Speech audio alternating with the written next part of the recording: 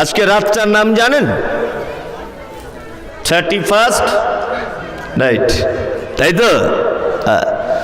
মানে ডিসেম্বর 2022 এখনো পর্যন্ত আছে মোটামুটি। আর সরকারি হিসাব অনুযায়ী 35 মিনিট পরে আমরা 2023-এ পদার্পণ করব ইনশাল্লাহ। এক শ্রেণী মানুষের কাছে বিশাল একটা আনন্দের দিন। কেউ কেউ মনে মনে প্ল্যান করেছে যে আজকে রাতে ঠিক যেমন হানিমুন হয় নতুন বিবাহিত জীবনে, ঠিক তেমনভাবে সাজাতে হবে ঘর বাড়ি। কেউ ভেবে রেখেছে কাল সকালে ডিজে বক্স নিয়ে পিকনিকে বার হতে হবে, আবার কেউ ভেবে রেখেছে বেলুন কিনে গাড়ি সাজাতে হবে, কেউ চড়ুই ভাতি করবে, কেউ নানান অনুষ্ঠান করবে, কেউ নতুন জামা কাপড় পরবে, কেউ অনেক কিছু সাজসজ্জা করবে। কারণ আগামীকাল 1 জানুয়ারি। এই কারণে করবে কি করবে না? করবে। এই জানুয়ারি মাস একটি বছর যে গত হয়ে যাচ্ছে, এক শ্রেণীর যুবক যুবতীরা উন্মাদ পাগল হয়ে ড্যান্স করছে, করছে না? করছে। আচ্ছা বলুন তো, এটা একটা মোমেনের জন্য খুশির খবর না দুঃখের খবর? কিসের? দুঃখের। 2023-এ যে পদার্পণ করবেন, এখনো যে 25 মিনিট টাইম, তার কোনো গ্যারান্টি আছে? নাই। অথচ আপনার বাড়িতে বেলুন কেনা আছে, ডিজে বক্স ভাড়া করা আছে, পিকনিকে যাবেন বলে জায়গা প্লেসটা আপনার ভাড়া করা আছে, গাড়ি ভাড়া করা আছে, গার্লফ্রেন্ডকে ফোন করে রেডি করা আছে, তুমি কাল 10:30টায় বার হবে, আমিও এদিক থেকে বার হব, সব রেডি। এটা আমরা করছি কি করছি না? করছি। এটা ইসলামে হারাম। ইসলামে কোনো উদযাপন চলে না। নববর্ষ নতুন বলে কিছু নেই। যে এর ইতিহাস যদি আপনি জানেন, আপনি অবাক হয়ে যাবেন, অবাক হবেন। আচ্ছা, এটা হাদিস আছে না নেই? যে যে যে জাতির অনুসরণ করবে সেই জাতির সাথে তার কিয়ামতের মাঠে ওঠা লাগবে। এটা জানা আছে তো? আছে। জানুয়ারি, এর পিছনে অনেক ইতিহাস আছে, অনেক ইতিহাস। বৈশাখ জ্যৈষ্ঠ আষাঢ় শ্রাবণ ভাদ্র আশ্বিন কার্তিক, অনেক ইতিহাস। এগুলো সব শিরকে পরিপূর্ণ, শিরক পরিপূর্ণ। এটা وترحمنا لنكونن من الخاسرين آمين اللهم صل على محمد وعلى آل محمد كما صليت على إبراهيم وعلى آل إبراهيم إنك حميد مجيد اللهم بارك على محمد وعلى آل محمد كما باركت على إبراهيم وعلى آل إبراهيم إنك حميد مجيد رب اشرح لي صدري ويسر لي أمري واحلل عقدة من لساني يفقه قولي ربي زدني علما وقال الله تعالى أعوذ بالله من الشيطان الرجيم وما خلقت الجن والإنس إلا ليعبدون وقال الله تعالى إنما المؤمنون الذين إذا ذكر الله وجلت قلوبهم وإذا تليت عليهم آياته زادتهم إيمانا وعلى ربهم يتوكلون الذين يقيمون الصلاة ومما رزقناهم ينفقون أولئك المؤمنون حقا لهم درجات عند ربهم ومغفرة ورزق كريم আজকের অত্র তাবলীগী জলসার সুযোগ্য নির্বাচিত যোগ্যতম সভাপতি, উপস্থিত আমন্ত্রিত ওলামায়ে কেরামগণ, উপস্থিত রয়েছেন আপনাদের গ্রামের নির্বাচিত দায়িত্বপ্রাপ্ত একজন মানুষ, মেম্বার ভাই, উনিও আছেন শ্রোতা হিসাবে যারা এসেছেন, চলে গেছেন, এসেছিলেন, নারী পুরুষ আবাল বৃদ্ধ বনিতা নির্বিশেষে সকলকে জানাচ্ছি আন্তরিক শুভেচ্ছা, ভালোবাসা, প্রেম, মোবারকবাদ, ধন্যবাদ, সাধুবাদ, স্নেহাশিস যথাক্রমে শ্রেণীগতভাবে। আলহামদুলিল্লাহ, আমি আরবিতে আল্লাহর প্রশংসা আদায় করেছি, তথাপিও আমি একজন বাঙালি, ওই জন্য বাংলাতেও আল্লাহর প্রশংসা আদায় করছি, যিনি আমাদেরকে একটি দিনী মজলিসে বসে হাদিস এবং কোরআন শোনার তৌফিক দান করেছেন। সংক্ষিপ্ত আকারেই ঠোঁট দুটিকে হিলিয়ে দিয়ে তার প্রশংসা জ্ঞাপন করি। সকলেই একবার বলি আলহামদুলিল্লাহ। অতঃপর বিশ্ব বরেণ্য নেতা, বহিপ্লবিক প্রণেতা, সৈয়দুল মুরসালিন, ইমামুল আম্বিয়া, নবী মুহাম্মদুর রাসূলুল্লাহ সাল্লাল্লাহু আলাইহি ওয়াসাল্লামের উপর অজস্র দরুদ শান্তির ধারায় বর্ষিত হোক। আল্লাহুম্মা আমিন, আল্লাহুম্মা সাল্লি আলাইহি। আলহামদুলিল্লাহ,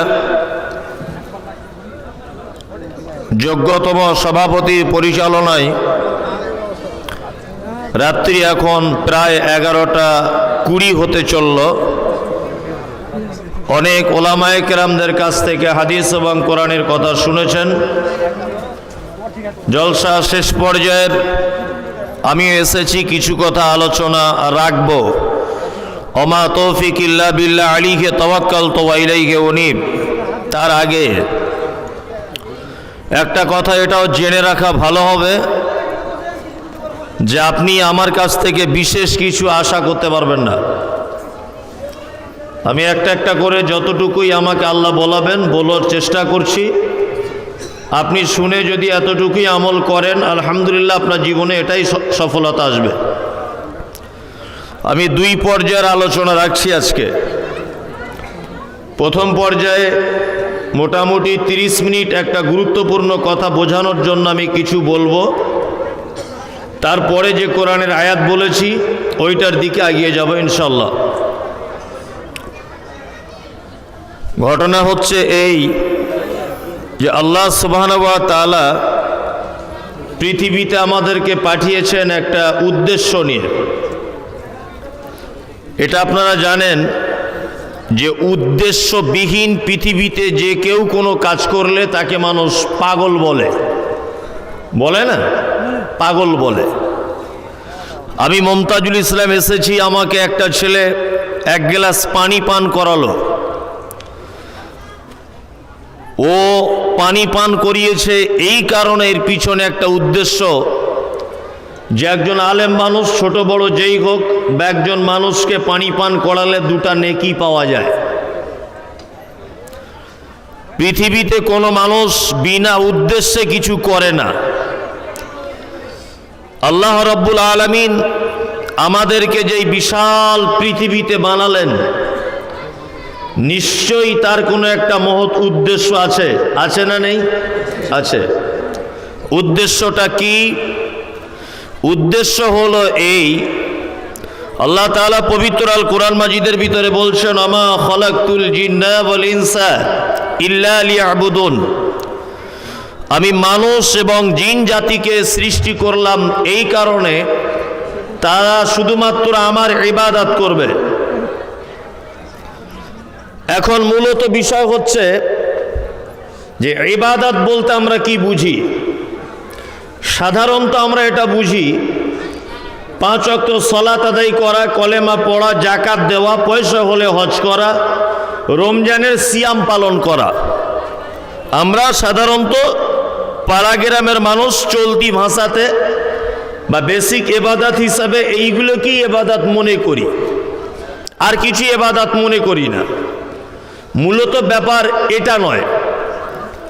মূলত ব্যাপার হচ্ছে এই যে আপনি ঘুমোতে যাবার আগ মুহূর্ত পর্যন্ত, মানে ঘুম থেকে উঠে ঘুমোতে যাবার আগ মুহূর্ত পর্যন্ত আপনার সারাদিনের রুটিনটা যদি আল্লাহ এবং হযরত মুহাম্মদ সাল্লাল্লাহু আলাইহি ওয়াসাল্লামের পদ্ধতি অনুযায়ী যদি হয় অবশ্যই সমস্তটা ইবাদতে পরিগণিত হবে ইনশাআল্লাহ। যেমন আপনি এক গ্লাস পানি পান করবেন, আমাদের নবী মুহাম্মদ সাল্লাল্লাহু আলাইহি ওয়াসাল্লামের হাদিস থেকে এটা জানা যায় যে 6টি পদ্ধতি অবলম্বন করে এক গ্লাস পানি পান করতে হয়। যেমন বিসমিল্লাহ বলে পান করতে হয়, দেখে পান করতে হয়, ডান হাতে পান করতে হয়, বসে পান করতে হয়, 3 নিঃশ্বাসে পান করতে হয়, পান করা হয়ে গেলে আলহামদুলিল্লাহ বলতে হয়। এখন এই 6টি কথা অনুযায়ী যদি আপনি এক গ্লাস পানি যদি পান করেন অবশ্যই এটা আপনার ইবাদত বলে গণ্য হয়ে যাবে। নাম্বার 2, আপনি দর্জির কাছে একটা প্যান্ট বানাতে গেলেন, প্যান্ট, দর্জিকে আপনি বলবেন যে আমার প্যান্টটা গাঁটের 4 আঙুল উপরে বানান ভাই। তা দর্জি যখন আপনাকে জিজ্ঞাসা করবে যে কেন 4 আঙুল উপরে তৈরি করতে হবে, এ তো সেকালের মানুষেরা করত। বর্তমান বিজ্ঞানের যুগে, এত ফ্যাশনের যুগে এরকম প্যান্ট পরলে আর কেউ তোমার দিকে তাকিয়ে দেখবে? দেখবে না। তখন আপনি যদি এই কথাটা বলতে পারেন যে গাঁটের উপরে কাপড় পরতে আমাদের নবী মুহাম্মদ সাল্লাল্লাহু আলাইহি ওয়াসাল্লাম বলেছেন, এই কারণেই আমি গাঁটের উপরে কাপড়টা পরছি, অবশ্যই ওটা আপনার ইবাদত। কি বললাম বুঝলেন? ওটা আপনার ইবাদত। পানি পান করবেন, বসে পান করুন, ওটা আপনার ইবাদত। এক কথাতে ইবাদত মানে গোলামি করা, দাসত্ব করা, হাকিমের হুকুমের মান্যতা দেওয়া, এর নাম হচ্ছে ইবাদত। তাহলে এটা একটা জিনিস জানা হয়ে গেল। দেখুন, শুধুই যে আমরা ইবাদতই করে যাব এটা নয়, ইবাদত করতে হবে, এটা মূল কাজ। আল্লাহ সুবহানাহু ওয়া তাআলা আমাদেরকে পৃথিবীতে পাঠিয়েছেন আরো একটা কারণের জন্য। ইবাদত করবে, এটা 1 নম্বর কারণ। আর 2 নম্বর কারণ হচ্ছে লিয়াবলুয়াকুম আইয়ুকুম আহসানু আমালা। আল্লাহ বলছেন পৃথিবীতে তোমাকে পাঠানো হয়েছে এই কারণে যে তোমাদের মধ্যে কর্মের দিক দিয়ে সর্বোত্তম কাজ কে করে আসতে পারবে, এইটা পরীক্ষা করার জন্যে আমি তোমাদেরকে পৃথিবীতে পাঠিয়েছি। তাহলে উদ্দেশ্য কটা হলো? 2টো। মূল উদ্দেশ্য একটা, ইবাদত করতে হবে। আর দ্বিতীয় কাজ কি আমাদের? না, আমাদেরকে পৃথিবী নামক জায়গা থেকে কিছু ভালো আমল, ভালো কাজ করে আল্লাহর নিকটে আমাদেরকে চলে যেতে হবে, এবং এটা একটা পরীক্ষার জায়গা। আজকে রাতটার নাম জানেন? 31st নাইট, তাই তো?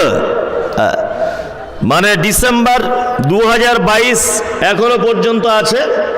মোটামুটি আর সরকারি হিসাব অনুযায়ী 35 মিনিট পরে আমরা 2023-এ পদার্পণ করব ইনশাল্লাহ। জি, আমাদেরকে এখানে কিছু ভালো কাজ করার কথা আল্লাহ বলছেন কি বলছেন না? পৃথিবীতে ভালো কাজ, এটা তাবলীগি জলসা তো, জলসা। আজকে যদি আপনি এই কথাটা শুনে যান অবশ্যই আপনার জীবনে কিছু উপকার হবে। যদি না হয় তাহলে আমার ব্যর্থতা, আর যদি তারপরেও না হয় তাহলে খাতামাল্লাহু আলা কুলুবিহিম ওয়া আলা সামিহিম, আল্লাহ আপনার অন্তরে মোহর মেরে দিয়েছে। কাজ হবে না, কাজ হবে। जमीन अगर पत्थर हो तो बारिश से क्या होगा, दिल अगर पत्थर हो तो तकरीर से क्या होगा। जी, একটা কথা আছে যে জমিন अगर पत्थर हो तो बारिश से क्या होगा। পৃথিবীর জমিনটা যদি পাথরে পরিপূর্ণ হয়ে যায়, 1000 বছর যদি বৃষ্টি হয়, পাথর পানি শোষণ করার ক্ষমতা রাখে না? রাখে? রাখে না। দিল अगर पत्थर हो तो तकरीर से क्या होगा। কে মুমতাজুল ইসলাম, কে রাগিমি, কে হুজুর, কে অমুক, কে তমুক, এটা দেখার প্রয়োজন নেই। কে কত ভালো বক্তব্য রাখছে, অন্তর যদি পাথর হয়ে যায়, অন্তর যদি নরম হয়, তাহলে একটা জাতি, একটা পরিবার, একটা পরিবেশ, একটা গ্রাম পরিবর্তনের জন্য একটা ইমাম সাহেবই যথেষ্ট। যথেষ্ট নয়? আপনাদের ইমাম সাহেব কি বলে নাকি যে মাঝে সাঝে সুদ খেলে পাপ নেই? এরকম বলে? ও বলে হারাম, বলে না? বলে। ও বলে নেশার জিনিস হারাম, বলে না? পরে জমি ফাঁকি দিতে নেই, এটা উনিও বলেন না? সবই তো উনি বলেন, কিন্তু এই যে ঘ্যারকে মুরগি ডাল বাড়াবার ঘটনা এই জায়গাতে। আমি যে কথাগুলো বলছি উনিও বলেন মাঝে সাঝে, বলেন না? ডিফারেন্স এতটুকুই। যাই হোক, তা আজকে এক শ্রেণী মানুষের কাছে বিশাল একটা আনন্দের দিন। কেউ কেউ মনে মনে প্ল্যান করেছে যে আজকে রাতে ঠিক যেমন হানিমুন হয় নতুন বিবাহিত জীবনে, ঠিক তেমনভাবে সাজাতে হবে ঘর বাড়ি। কেউ ভেবে রেখেছে কাল সকালে ডিজে বক্স নিয়ে পিকনিকে বার হতে হবে, আবার কেউ ভেবে রেখেছে বেলুন কিনে গাড়ি সাজাতে হবে, কেউ চড়ুই ভাতি করবে, কেউ নানান অনুষ্ঠান করবে, কেউ নতুন জামা কাপড় পরবে, কেউ অনেক কিছু সাজসজ্জা করবে। কারণ আগামীকাল 1 জানুয়ারি, এই কারণে করবে। কি করবে না? করবে। এই জানুয়ারি মাস, একটি বছর যে গত হয়ে যাচ্ছে, এক শ্রেণীর যুবক যুবতীরা উন্মাদ পাগল হয়ে ড্যান্স করছে না? করছে। আচ্ছা বলুন তো, এটা একটা মোমেনের জন্য খুশির খবর না দুঃখের খবর? কিসের? দুঃখের। আল্লাহু আকবার।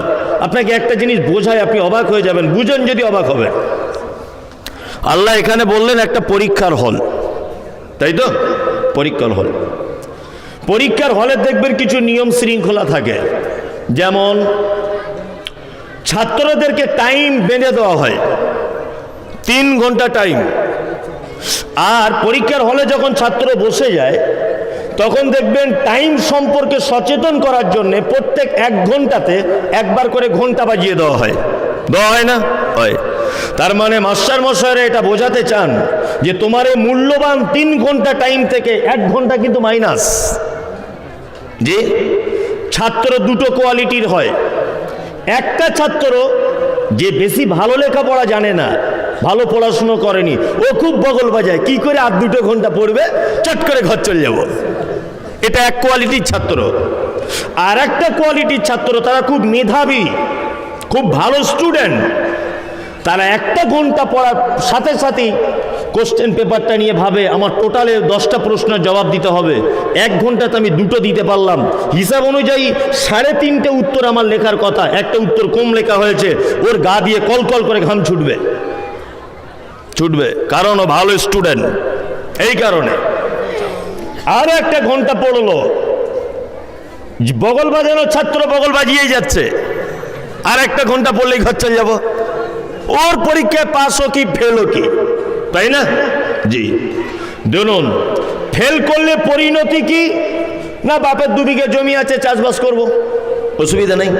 আর এ টার্গেট করেছে আমি যদি পাস করি তাহলে আমি একজন MBBS ডাক্তার হব, আমি ব্যারিস্টার হব, আমি উকিল হব, আমি হাকিম হব, আমি মাস্টার হব, আমি জজ হব, আমি BDO হব। ও বড় স্বপ্ন নিয়ে পড়াশোনা করছে। আর এ গয়াকার ভয়াকার 3 ঘন্টা, লাস্ট ঘন্টা পড়ে গেল, টং টং টং টং টং টং করে ঘন্টা পড়ছে। খাতা জমা নেওয়া হলো, ওই যে গয়াকার ধয়াকার জমা দিয়ে চলে এলো। আর এ কঠিন পরিশ্রম করে, মানে লিখা মানে 1 সেকেন্ড শুধু নিঃশ্বাস নিয়েছে, চোখটা দিক ওদিকে করেনি। আচ্ছা বলুন, এই 2টো ছাত্রের মধ্যে পরীক্ষা শেষে সফলতা অর্জন করবে কে? বলুন। যে খুব টেনশন করছিল, ঘন্টা হয়ে যাচ্ছিল ও, আর না বগল বাজাচ্ছিল, কোনটা? সফলতা কে পাবে? যে টেনশন করছিল সে। তাহলে পরীক্ষার হলে 2 রকমের ছাত্র থাকবে। পৃথিবীটা যে পরীক্ষার হল, এখানেও 2 কোয়ালিটির মানুষ থাকবে। জি, কেউ বগল বাজাবে, ফেল করলেই বাকি, এই পাগল, স্কুলে ফেল করলে টোটো চালিয়ে পেটের ভাত জুটবে, কিন্তু এইখানে পরীক্ষা যদি ফেল করো, পরিণয় ফিন্নার, ফি মানে মধ্যে, নার মানে আগুন, আগুনের ভিতরে তোমার বাকি জীবনটা কাটাতে হবে। এটা মোমেনের জন্য ভালো দিন নয়। মোমেন আফসোস করবে যে আমি 2022 থেকে 23-এর প্রথম দিন পর্যন্ত আমার জীবনে 365টা দিন অতিবাহিত হলো, নামাজ পড়তে পারলাম কি না, দান করতে পারলাম কি না, ইবাদত করতে পারলাম কি না, রোজা রাখতে পারলাম কি না, পিতামাতার সঙ্গে ভালো সম্পর্ক রাখতে পারলাম কি না, প্রতিবেশীর সঙ্গে ভালো ব্যবহার করতে পারলাম কি না, আলেম ওলামাদের সঙ্গে ভালো শ্রদ্ধাজনকভাবে ভাষাপত্র ব্যবহার করতে পারলাম কি না, এই নিয়ে অনুশোচনায় ভুগবে। এর নাম হচ্ছে মোমেন।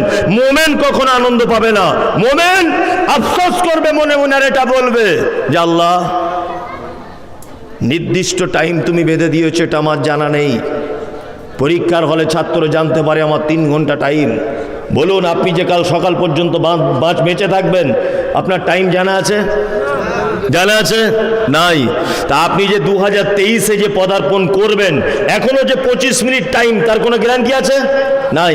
অথচ আপনার বাড়িতে বেলুন কেনা আছে, ডিজে বক্স ভাড়া করা আছে, পিকনিকে যাবেন বলে জায়গা প্লেসটা আপনার ভাড়া করা আছে, গাড়ি ভাড়া করা আছে, গার্লফ্রেন্ডকে ফোন করে রেডি করা আছে, তুমি কাল 10:30টায় বার হবে, আমিও এদিক থেকে বার হব, সব রেডি। এটা আমরা করছি কি করছি না? করছি। এটা ইসলামে হারাম। ইসলামে কোনো উদযাপন চলে না। নববর্ষ নতুন বলে কিছু নেই। যে এর ইতিহাস যদি আপনি জানেন, আপনি অবাক হয়ে যাবেন, অবাক হবেন। আচ্ছা, এটা হাদিস আছে না নেই? যে যে যে জাতির অনুসরণ করবে, সেই জাতির সাথে তার কিয়ামতের মাঠে ওঠা লাগবে। এটা জানা আছে তো? আছে। জানুয়ারি, এর পিছনে অনেক ইতিহাস আছে, অনেক ইতিহাস। বৈশাখ, জ্যৈষ্ঠ, আষাঢ়, শ্রাবণ, ভাদ্র, আশ্বিন, কার্তিক, অনেক ইতিহাস। এগুলো সব শিরকে পরিপূর্ণ, শিরক পরিপূর্ণ। এটা আল্লাহু আকবার। বিশাখা, বিশাখা একটা আসমানের নক্ষত্র আছে। এই নক্ষত্রের কাজ হচ্ছে শুভ অশুভ এইটাকে দেখে নাকি নির্ণয় করা যায়। আচ্ছা বলুন তো, নক্ষত্র দেখে শুভ অশুভ নির্ণয় করা যায়? যায়? যায় না। বিশাখা থেকে বৈশাখ নাম এসেছে। জ্যৈষ্ঠা, এটা একটা নক্ষত্রের নাম। আষাঢ়, আষাঢ়া বলে একটা নক্ষত্র আছে, এর নামে নাম করা হয়েছে। ঠিক তেমন জানুয়ারি, এর ইতিহাস জানতে হবে। 1 মিনিট আমি এর ইতিহাসটা সংক্ষিপ্ত আকারে বলছি। ইতিহাস যদিও, এসব ইতিহাস আমার বিশ্বাস হয় না। স্কুল কলেজে পড়া তো এসব আমি খুব একটা বিশ্বাস করতে চাই না। আমি 2-3টে জিনিস সহজে বিশ্বাস করি না, আমার ঈমান আসে না আর কি। আর এটা আমার ভাবতে অবাকও লাগে। গাড়িতে বসে বসে আমার ড্রাইভারকে বলছিলাম, গো এই ব্যাপারগুলো, আমার ড্রাইভারও একজন বড় আলেম, কিন্তু আমার থেকে অনেক বড় আলেম, আমার থেকে অনেক বড় আলেম। হয়তো বক্তব্য জগতে নেই, তাই আমি কিছু পরামর্শ হলে ওর কাছে জানি। হাদিস কোরআন কিছু হলে ও ফটফট করে বলে দিতে পারে। আমার অতটা স্মৃতিশক্তি ভালো নয়, মানে আমার থেকে আমার ড্রাইভার আরও বেশি জ্ঞান রাখে। যাই হোক, আলহামদুলিল্লাহ, কিছু কিছু জিনিস যেমন আমার মাথায় আসে না। যেমন আমাদের স্কুলে পড়ানো হচ্ছে যে বানর থেকে মানুষ হয়েছে, পড়া হচ্ছে না? তা এটা যে লিখেছে নিশ্চয় তার দাদু বানর ছিল। হ্যাঁ, এটা হিসেবে তাই বলছে। আচ্ছা আচ্ছা, আপনাকে একটা কথা জিজ্ঞেস করি। আচ্ছা, এখানে মোটামুটি 80 বছর বয়স কে রে বাবা?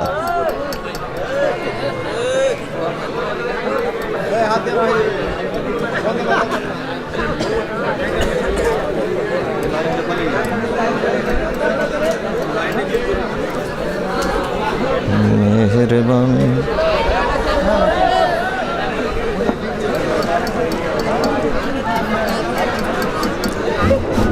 বসে যান ভাই, বসুন। এত চেঁচামেচি করেন কারো? ধৈর্যের পরিচয় দেন। আল্লাহর প্রতি বিশ্বাস নেই যে আল্লাহ নিশ্চয় ভালো কিছু চেয়েছে? বিশ্বাস করুন। বসে যান, কোনো কথাবার্তা বলি, এই তো হয়ে গেল। ঠিক। হ্যাঁ, তোমরা দাঁড়িয়ে আছো কেন ভাই? পাছায় ফোঁড়া আছে নাকি তোমার? বসো, বসো, বসো ভাই, বসো। এই বসুন ভাই, বসুন। যাদের পাছায় ফোঁড়া আছে তারা বসবে না, তারা দাঁড়িয়ে থাকবে। এমনি লোক দাঁড়াবে কেন? এই বসো। এই কে মাছের উপরে বসে? বসো বন্ধু, বসো। এই বসো তুমি, এই টুপিওয়ালা, এই কালো টুপিওয়ালা, মাছের উপরে বসো। না চলো এখান থেকে, ভাগো, চলে যাও না তো। এই বসুন সবাই। আমি দীর্ঘক্ষণ আলোচনা করব, একটা একটা করে বলবো। আমি রাহিমের মতো অত কোকিল কণ্ঠী করে বলতে পারবো না। কি বললাম বুঝলেন তো?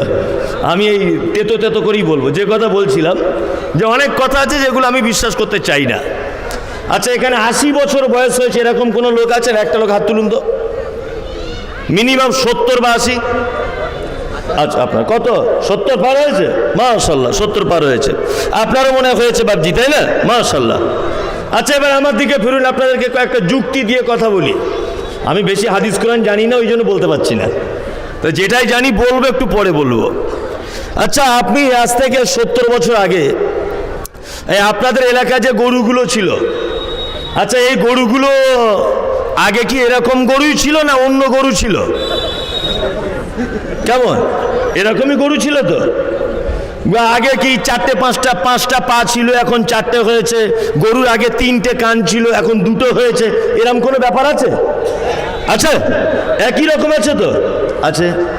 আচ্ছা, তাহলে বানর থেকে মানুষ হলো, এটা নয় পরিবর্তন হলো, তা পৃথিবীর কই আর অন্য কোনো প্রাণী পরিবর্তন হয়ে মানুষ হচ্ছে না কেন? ভাবতে তো এটা অবাক লাগে, লাগে না? লাগে। আচ্ছা, এবার আপনাকে একটা কথা বলছি, শুনে নেন। বানর থেকে মানুষ হয়েছে, আচ্ছা এই কথাটা চার্লস ডারউইনের থিওরি এটা, তাই তো? ডারউইন কত বছর আগে বলেছে? কত বছর? ধরে নেন 20 বছর আগে বলেছে, যুক্তি এবং তর্কের খাতিরে। 20 বছর, 30 বছর, 50 বছর আগে ধরে নেন বলেছে। আচ্ছা বলুন তো, এখন বিজ্ঞানের যে উন্নতি, 50 বছর আগে এই উন্নতি ছিল? কথা বলুন, ছিল না? ছিল না।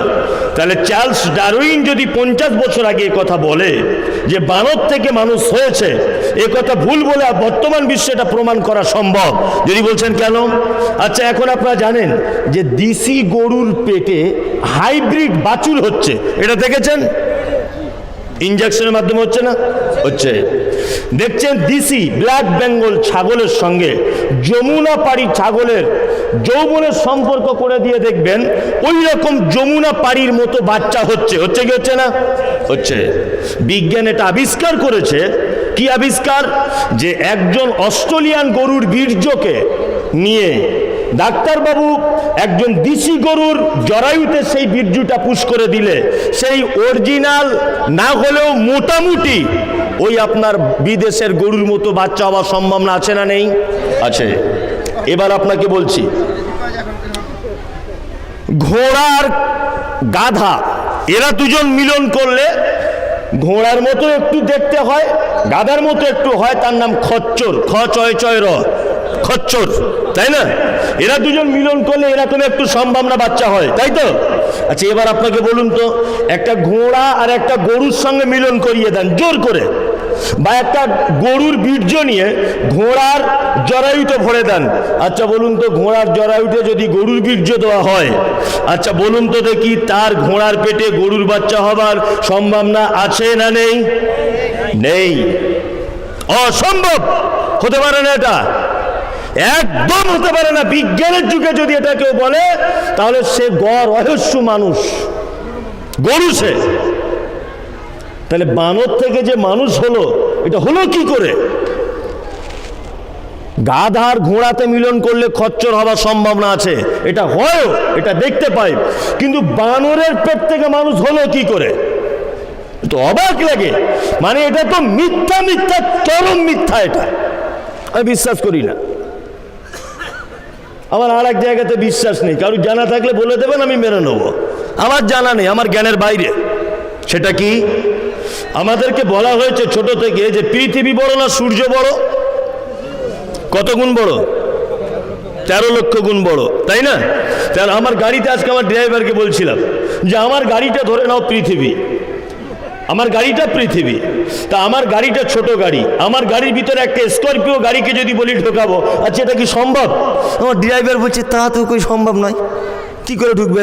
আমি বললাম যদি পৃথিবীর থেকে যদি সূর্য 13 লক্ষ গুণ যদি বড় হয়, তাহলে সূর্য পৃথিবীর ভিতরে ঢুকলো কি করে? এটা আমার মাথায় আজও ঢোকে না, আমার মাথায় আজও ঢোকে না। কার মাথায় যে ঢুকেছে? তবে হ্যাঁ, হাদিস কুরআন কিন্তু আমার এই পর্যন্ত জানা নেই যে কোথাও উল্লেখ করছে যে পৃথিবীর থেকে সূর্য এত লক্ষ গুণ বড়, আমার এটা জানা নেই।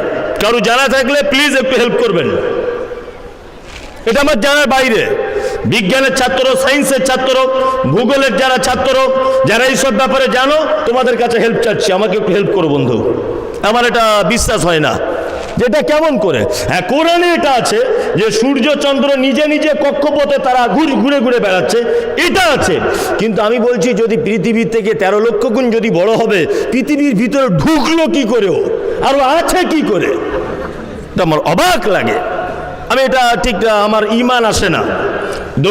যে কথা বলতে বলতে এত দূরে এলাম, সেটা হচ্ছে এই জানুয়ারির ইতিহাস। এটা সত্য মিথ্যা বলতে পারবো না, পড়েছি, পড়ে আপনাকে বলে দিচ্ছি। জেনাস বলে একটা দেবী ছিল, তার বাড়ি হচ্ছে রোমানে। কোথায় বললাম? রোমানের রাজার নাম ছিল তখনকার দিনে যে নেমু। কি নাম বললাম? নেমু। এই নেমু রাজার একটা ধারণা ছিল যে এই যে দেবীটা, জেনাস নামক দেবীটা, এই দেবীটার একটা পাওয়ার, একটা এক্সট্রা পাওয়ার আছে। পাওয়ারটা কি না, এই দেবীটা সামনের দিকে যেটা দেখতে পায়, পিছনের দিকেও সেটা দেখতে পায়। তার মানে এই দেবীটা আগামী বছরে কি হবে এটাও বলতে পারে, গত বছরে কি হয়ে যায় এটাও বলতে পারে। এই দেবীটার এত পাওয়ার। এটা ইতিহাসে বলা হচ্ছে যে যীশু খ্রিস্টের জন্মের 690 বছর আগে রোমানের এই দেবীটার আগমন ঘটেছিল। রাজা নাম ছিল নেমু। উনি বলছেন যে এই দেবীর একটা পাওয়ার ছিল, ইনি গত বছরের ক্ষমতাও বলে দিতে পারতেন, আগামী 1 বছরের ক্ষমতা বলে দিতে পারতেন। আচ্ছা বলুন তো দেখে আগামী দিনে কি হবে, এটা আল্লাহ ছাড়া আর কেউ জানে? জয় বলুন একটু। কেউ জানে না তো? এই দেবী বলছে জানে। এটা রাজা মানে দাবি যে দেবী জানে। আচ্ছা বলুন তো এটা শিরকি কথা কি কথা নয়? কথা। এই জন্য নাম করা হয়েছে, জেনাস নাম থেকে জানুয়ারি নামটা এসেছে। জানুয়ারি মানে এই গত বছরের ব্যাপারটাও জানে, আগামী বছরের ব্যাপারটাও জানে। এটা শিরক। এই নামটা মুখে উচ্চারণ করা যাবে না। যদিও আমরা গণতন্ত্র দেশে বসবাস করি, এই হিসাবে বলা যেতে পারে জানুয়ারি, এটা ভিন্ন ব্যাপার। তবে এইটাকে নিয়ে জানুয়ারি পালন করা এটা হারাম, চরম হারাম। যারা এটাকে পালন করবে অবশ্যই কিয়ামতের মাঠে ইহুদি খ্রিস্টানদের সঙ্গে তার হাসর হবে। এটা মাথায় রেখে দিয়েন। এটা পৃথিবীটা চালাকি করার জায়গা নয়। 1 বছর গত হয়ে গেল, আপনার আজকে দিনে রাতে দোয়া করা দরকার।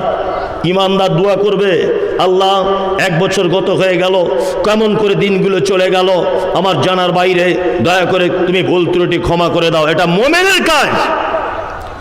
গ্রামের মোড়লেরা, গ্রামের মোড়ল হতে শুধু বিয়ে বাড়িতে দাওয়াত খাচ্ছে আর মসজিদের টাকা গুনছে, বুঝলেন? আর জলসার কমিটি হচ্ছে, আর ঈদগাহের সদস্য, ঈদগাহের কমিটি, এরা গ্রামের মোড়ল।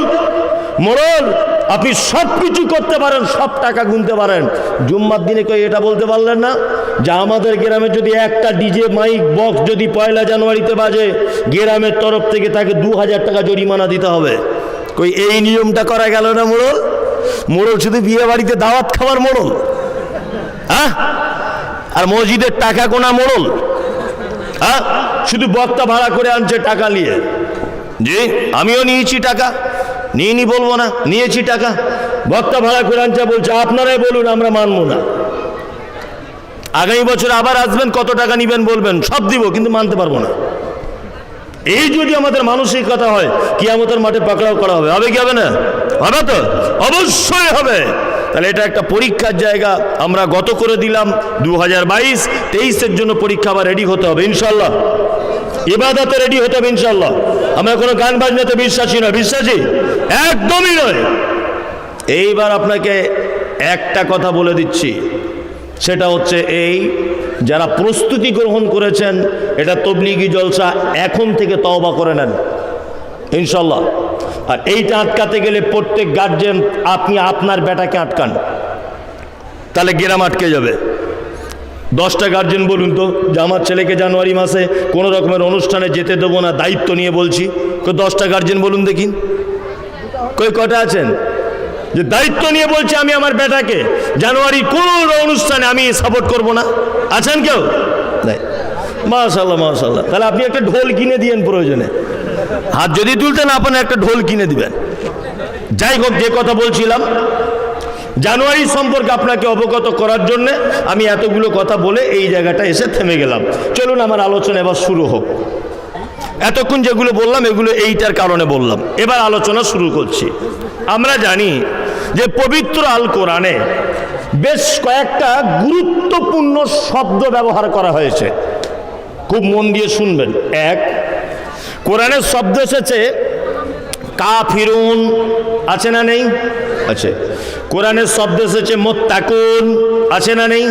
আছে। কোরআনে আছে মুশরিকুন, আছে না নেই? আছে। কোরআনে আছে মুনাফিকুন, আছে না নেই? আছে। কোরআনে সে সলিহিন, আছে না নেই? আছে। কোরআনে অনেক শব্দ ইম্পর্টেন্ট এসেছে, তার মধ্যে একটা শব্দ এসেছে মুমিনুন, আছে না নেই? আছে, আছে। আমি একটা 10 মিনিট করে বলবো যে এইগুলো কাদের কাদের বলে।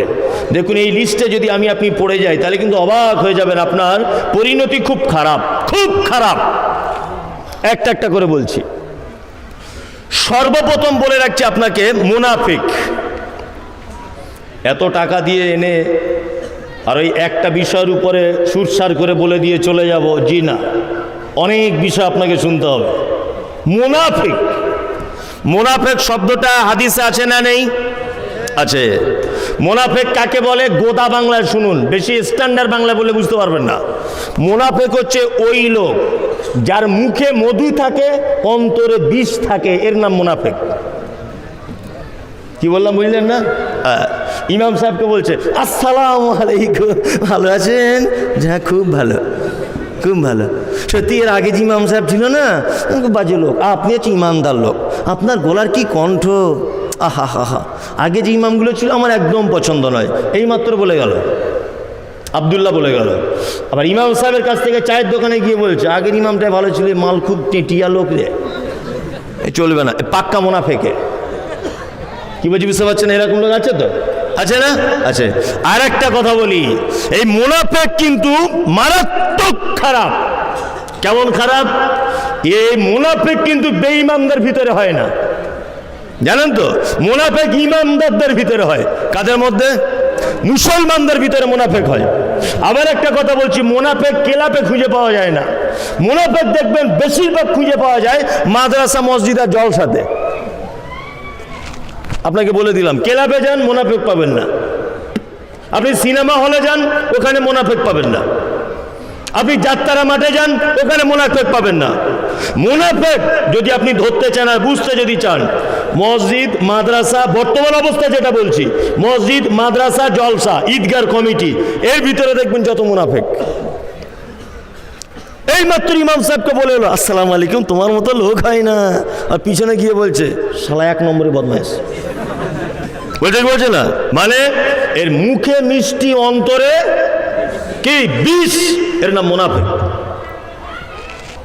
মুনাফিকদের ব্যাপারে আমাদের নবী মুহাম্মদ সাল্লাল্লাহু আলাইহি ওয়াসাল্লাম তিনি বলছেন যে মুনাফিকের 3টে গুণ। কয়টা গুণ? 3টে। ইজা হাদ্দাসা কাযাবা, যখন কথা বলে কি বলে? মিথ্যা কথা বলে। 2, যখন তার কাছে আমানত রাখা হয়, গচ্ছিত কোনো সম্পদ যখন রাখা হয়, সে খিয়ানত করে। নাম্বার 3, ওয়াদা করলে কি করে? ভঙ্গ করে দেয়। 4 নম্বর আরেকটা রওয়ায়াতে এসেছে ঝগড়াঝাটি হলে গালাগালি করে। এটা হচ্ছে মুনাফিকের কি গুণ, তাই তো? আর একটা কথা বলছি, মুনাফিক কাকে বলে? মুনাফিকদের একটা চরিত্র হচ্ছে এই, তারা ইমানদারদের কাছে এসে বলে হ্যাঁ আমরা তো ঈমান এনেছি, আমরা আল্লাহকে বিশ্বাস করি, আমরা নবীকেও মানি, কিন্তু আল্লাহ তাআলা বলছেন পবিত্র আল কোরআনে, ওয়ামিনান নাসি মান ইয়াকুলু আমান্না বিল্লাহি ওয়া বিল ইয়াউমিল আখির ওয়া মা হুম বিমুমিনিন। নবী, তারা এসে কথাও বলে, কি বলে? যে আমরা আল্লাহর নবীকেও মানি, আল্লাহর প্রতি বিশ্বাস করি, কিয়ামতের প্রতি বিশ্বাস করি, সব কিছু করি। আল্লাহ তারপরে বলছেন ওয়া মা হুম বিমুমিনিন, তারা কখনোই মুমিন নয়। তারা কখনো মুমিন হতে পারে? কখনো মুমিন হতে পারে না। এইবার একটা কথা বলছি, যদি কারোর সঙ্গে হাদিস কোরআন যদি ফিট হয়ে যায়, আমার কিছু করার আছে? করা আছে না নেই? রাগ করবেন না তো? রাগ করবেন না। ইজা হাদ্দাসা কাযাবা, সে যখন মিথ্যা কথা বলবে। মুনাফিকের একটা গুণ তার ভিতরে থেকে আছে।